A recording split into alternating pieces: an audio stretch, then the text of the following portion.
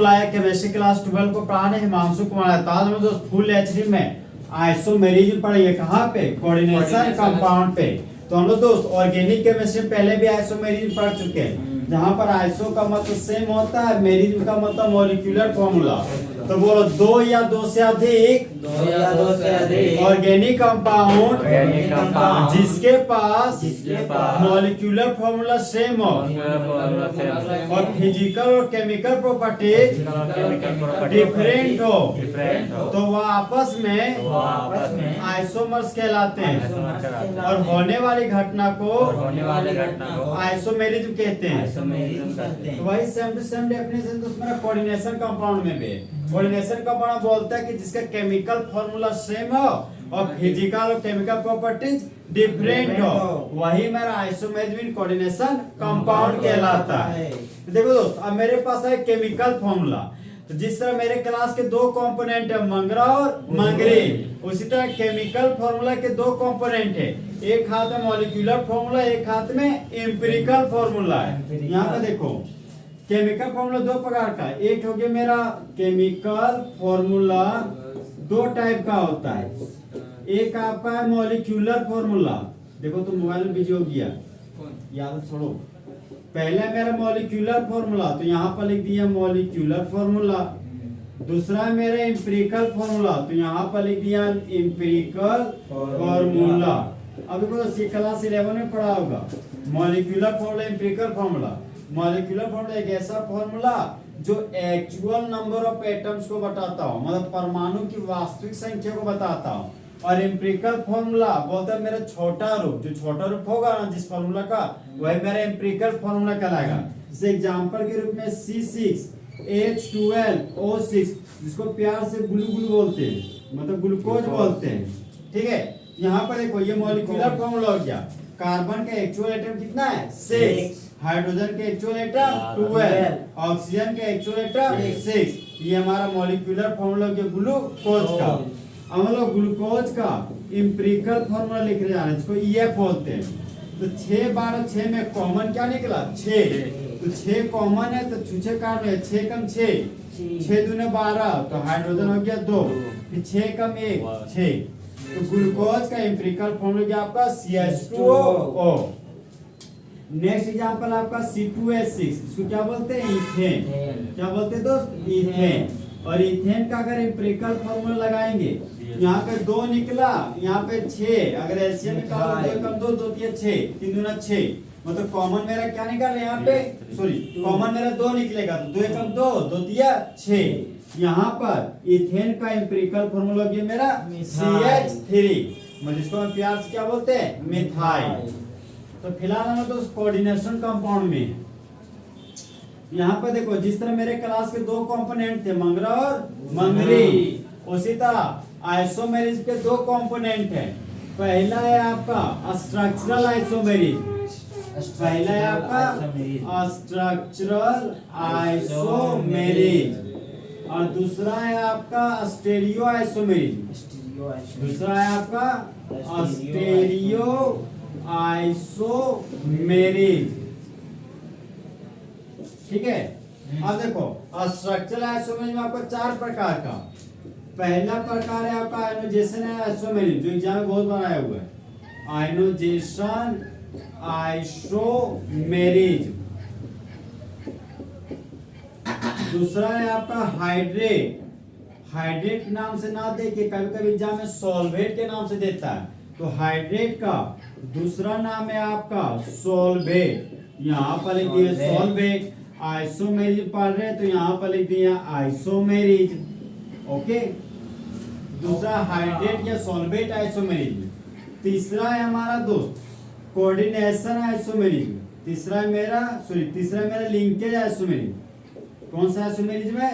Linkage isomerism. और चौथा isomerism मेरा कोऑर्डिनेशन आइसोमेरिज्म। यहाँ पर लिख दिए कोऑर्डिनेशन आइसोमेरिज्म। तो स्ट्रक्चरल आइसोमेरिज्म का कितना टाइप? 4 टाइप। पहला आयनोजेशन आइसोमेरिज्म, दूसरा हाइड्रेट आइसोमेरिज्म, तीसरा लिंकेज आइसोमेरिन, चौथा कोऑर्डिनेशन आइसोमेरिन। स्टीरियो आइसोमेरिन आपका दो प्रकार का, कितना प्रकार का दोस्त? दो प्रकार का। पहला आइसोमेरिन में जियो बोलते जियोमेट्रिकल आइसोमेरिज, और दूसरा जो आइसोमेरिज है मेरा वह मेरा ऑप्टिकल आइसोमेरिज। ओके, यहाँ पे देखिए, बताइए कोऑर्डिनेशन का बारे में आइसोमेरिज दो प्रकार का, पहला स्ट्रक्चरल आइसोमेरिज, दूसरा स्टीरियो आइसोमेरिज। स्ट्रक्चरल आइसोमेरिज चार प्रकार का, पहला आयोनाइजेशन आइसोमेरिज, दूसरा हाइड्रेट या सॉल्वेट आइसोमेरिज, तीसरा लिंकेज आइसोमेरिज, चौथा कोऑर्डिनेशन आइसोमेरिज। देखो यहाँ पे क्या बोला, एक ऐसा आइसोमेरिन जिसके पास मॉलिक्यूलर फार्मूला सेम हो, मतलब केमिकल फार्मूला सेम हो, लेकिन आयंस में डिफरेंट हो, उसी को कौन सा आइसोमेरिन बोलते हैं? आयोनाइजेशन आइसोमेरिन। जिसका केमिकल फार्मूला सेम हो लेकिन वाटर मॉलिक्यूल में डिफरेंस हो, उसको हाइड्रेट आइसोमेरिन कहते हैं। एक ऐसा आइसोमेरिन जिसका केमिकल फार्मूला सेम हो लेकिन जुड़े हुए लिंकेज का डोनर एटम अलग अलग हो, उसको लिंकेज आइसोमेरिन कहते हैं।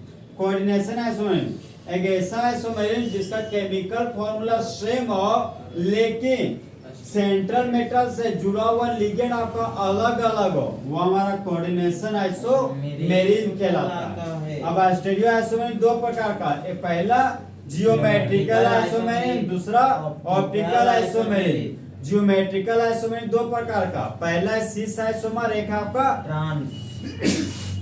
Trans isomer. ऑप्टिकल आइसोमर दो प्रकार का, एक है फेक आइसोमर, एक है मर आइसोमर। फेक को बोलते फेसियल आइसोमर और मर को बोलते मेरिडियोनल आइसोमर। तो सबसे पहले हम बताते हैं आपको दोस्त आयोनाइजेशन आइसोमेरिन। कौन सा आइसोमेरिन? आयोनाइजेशन आइसोमेरिन। यहाँ पे देखो, तो बोलो दो या दो से अधिक कोऑर्डिनेशन कंपाउंड जिसके पास केमिकल फॉर्मूला सेम हो लेकिन आयन अलग अलग हो, तो वह आपस में आयोनाइजेशन आइसोमर्स कहलाते हैं। और होने वाली घटना को आयोनाइजेशन आइसोमेरिन कहते हैं। तो मरियन बोलता है यार। देखो यहाँ पे आयोनाइजेशन आइसोमेरिन, देखो क्या पे ये एग्जाम का VVI क्वेश्चन बोलता है कि coordination compounds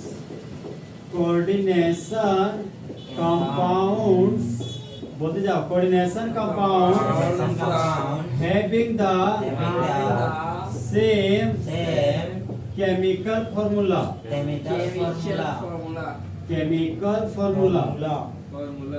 but different ions in water are known as ionization isomers, and the phenomenon is known as ionization isomerism। फिलहाल तुमको लैंग्वेज इतना याद रखना जितना लिखे हैं, ठीक है। दूसरा मेरा एग्जांपल देखिए एग्जांपल के रूप में सबसे पहले हम घर बना लिए कि घर में दो कोई रहता है, घर का नाम क्या था? Coordination sphere. घर में दो कोई रहेगा, चाहे पति चाहे पत्नी, तो कोऑर्डिनेशन स्फीयर के अंदर दो कोई रहेगा, चाहे सेंट्रल मेटल चाहे लिगेंड। तो मान लेते हैं कि सेंट्रल मेटल के रूप में यहाँ पर कोबाल्ट है, क्या मेरा? कोबाल्ट। यहाँ पर फिर आगे देखे तो NH3 का होल 5 मिला, क्या मिला? NH3 का होल 5। फिर आगे बढ़े देखा मिला को Br, फिर घर के बाहर निकले तो मिला SO4। अब यहाँ पे घर देखो, घर को तो लोग कर चुके हैं लोग। अब हम यहाँ पे देते हैं एंड का साइन। बताओ इस घर का नाम कोऑर्डिनेशन स्फीयर, इसका नाम सेंट्रल मेटल, अमाइन का नाम लिगेंड। 5 क्या है? Coordination number Br ligand. Br एक है, कोऑर्डिनेशन नंबर 1 है, तो 5 और 1 6, तो कोबाल्ट का कोऑर्डिनेशन नंबर 6 हो गया। अब ये घर से बाहर चला गया तो सल्फेट मेरा कौन सा आयन है?